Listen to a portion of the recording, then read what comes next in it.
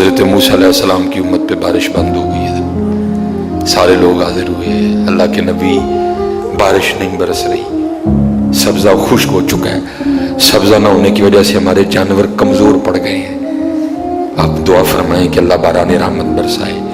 آپ نے فرمایا سارے میرے ساتھ چلو، استسقاء ادا فرما کے اللہ کے حضور دعا کی، رب کریم تیری مخلوق ہے، ان پہ بارش برسا۔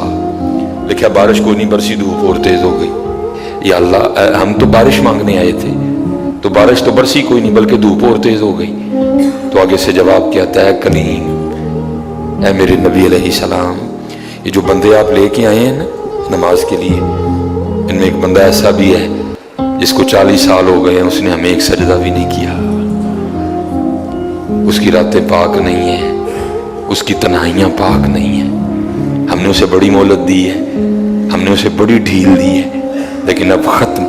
یہ جو بارش نہیں نہ برس رہی، یہ اس کی نحوست ہے۔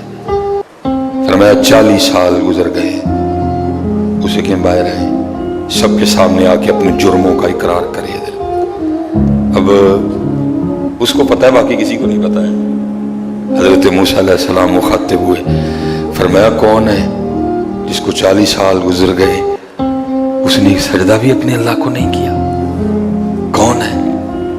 راتیں پاک نہیں، تنہائیاں پاک نہیں، باہر آؤ، آگے اپنے جرموں کا اقرار کرو۔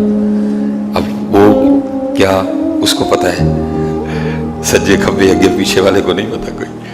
اس نے نا چادر میں منہ چھپا لیا تاکہ دائیں بائیں والے کو نہ پتہ چل جائے، اور عرض کیا کرتا ہے رب کریم 40 سال گزر گئے، جیسے گزارے سو گزارے، راتیں جیسی تھیں جیسی تھیں، وہ میرے مالک اگر 40 سال پردے ڈال کے رکھے تو کیوں لگا سب کے سامنے میرے پردے کھولنے ہیں؟